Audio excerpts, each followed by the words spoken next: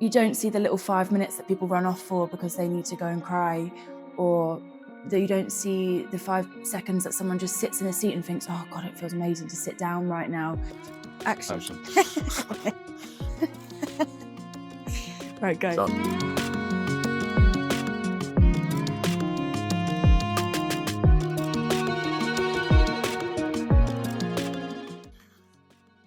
So how did you end up in hospitality in the first place? It's kind of to do with my dreams. I mean, when I graduated uni, I was walking through my hometown with my dad one day, saw that there was a new coffee roastery in town that had opened, and I've always wanted to have a coffee shop one day, coffee shop / art gallery. So I just walked in and asked for a job, and there I was, basically. It was a little coffee roastery, and we sold roasted coffee. Basically, we roasted coffee.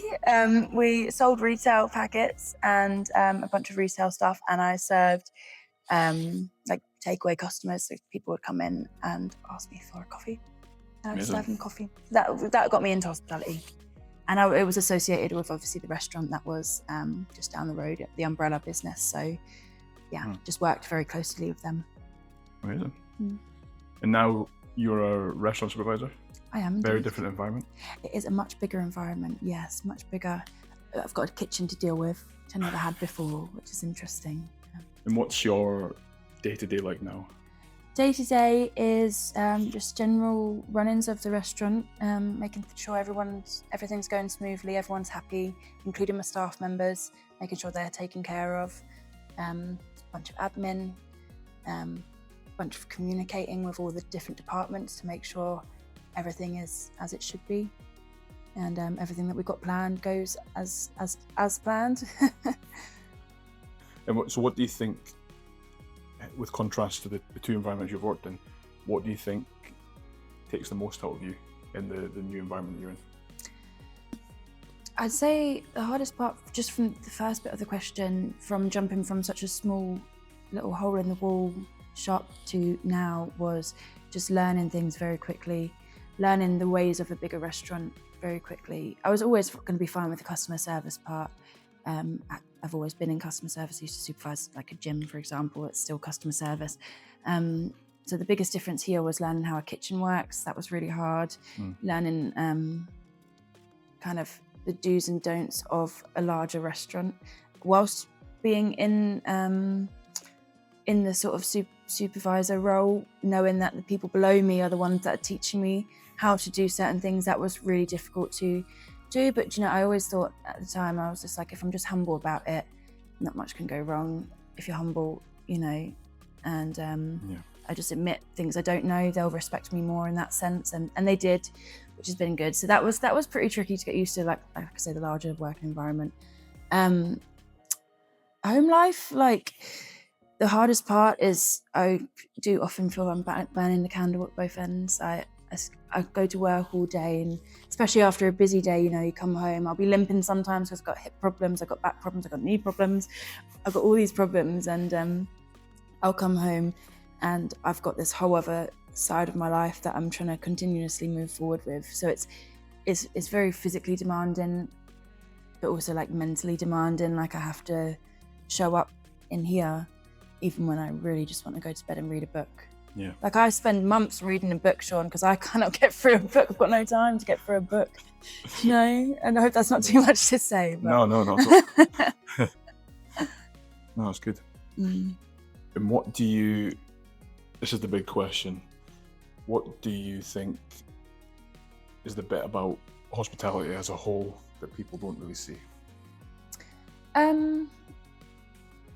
I can only really speak on like the front of house stuff, because obviously I've not been in like the kitchen part of things and the behind the scenes part of things. But I think the biggest thing is that people that aren't in hospitality don't realise is that it's a struggle to give customer service, especially when you're not in the mood for it, or something's happened outside of work. Like you don't see the little 5 minutes that people run off for because they need to go and cry, or that you don't see the 5 seconds that someone just sits in a seat and thinks, oh God, it feels amazing to sit down right now, because they're constantly on their feet and running around, and you know, they have a whole life outside of it. But the whole point of customer service is to provide a beautiful service, and that comes with a smile, and that comes with putting everything else behind you and just, you know, literally putting the customer first. And it's not always easy to do. Some days it's easy to do because you're in a great mood, but you know, like you can't let the customer see that you're sad and that's really, or hurting, or you know, got these other things going on. That's for me is the hardest part. Is to just almost put my face back on and smile through the pain. And obviously you've got your art. How does that contrast from your work in hospitality to then coming here in the evening? How is that different? It's a lot more calm. It's my calm space, that's for sure. I can be exactly who I am in here, no matter what my mood. You know, I come in here when I'm happy, mad, sad, whatever, excited, whatever. Yeah. And I can just be me in here, which is really nice. I can cry. They always say that your studio like kind of knows you better than anyone, because it sees all parts of you. It's your place where yeah, just everything is as it is, and nothing's fake, nothing's anything like that. So that's the biggest difference probably, is that like I don't need to smile in here. I can be mad. It'd be absolutely fine. Amazing. Yeah. And also you spoke about combining both hospitality and art. How does that look for you in, say, 5 years' time? Oh, 5 years time. I always question myself, what's my 5 year, what's my 10 year, what's my 15 year plan? I don't know what the time scale is, but one day, I mean, they overlap massively. I mean, it's about connection. Art's about connection, hospitality is about connection. And they definitely overlap. They align perfectly in a space together. You know, one day I'll have my coffee shop / art gallery / entertainment space where all the arts come together, and we serve bloody good coffee as well. Apart from the obvious, what keeps you doing both? Oh, that's a great question. I don't think that's an obvious question at all. What keeps me doing both? What keeps me in hospitality is I couldn't imagine being in an office job. I'm just not made for it. Got too much energy for it, first of all. Need some sort of outlet for my random skips and giggles and things like that. I love people. I love chatting. I love finding out about people. I find you get chatting a lot to people in hospitality, whether that's staff or that's customers, and just the whole conversation is humanizing. You know, you find out people's backstories, or even just what they're doing with their day. Like I love that sort of conversational side of things, because my conversations are always interesting. You know, there'll be people at work that know random things about random things that I have no idea about, and I'm a very curious human in general, and I find that fascinating, just to sit and listen to them talking about something they're passionate about. So that's what keeps me going in that respect, is I couldn't imagine sitting on an office chair typing all day. There's nothing wrong with that, it's just not me.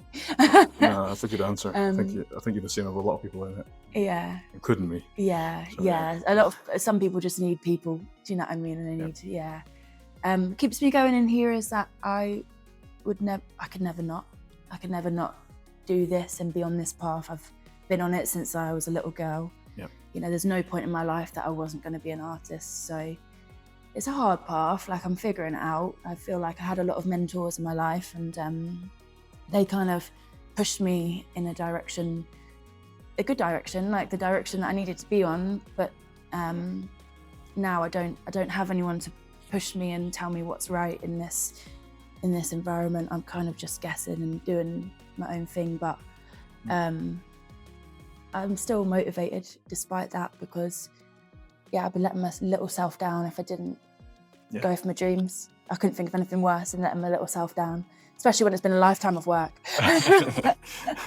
Yeah. I suppose a final question, which for you is 2 parts. If you were to give someone a bit of advice who was either looking to get into hospitality or into art, what would it be? Just do it. You know, if you've, it might be really basic, but like, if you are wondering if it's the right thing for you, you're never going to know. You're never going to know unless you try. Similarly, if it's your dream, what are you doing not trying? Do you know what I mean? Like, if you know your dream and you know the steps to take to achieve it, then just get on with it and do it. And if you don't know your dream, like, you'll never figure yourself out. You'll never figure out your dream. You'll never figure out what's right for you if you don't put yourselves in the position of trying it. So that would be my advice. It's just like anything that you want, anything you dream, you're never going to know if you don't give it a go. So Good answer. yeah, Just do it. is it? Just do it, exactly. Just do it. Amazing. Well, anyway, thank you. That was lovely. Thank you for having me.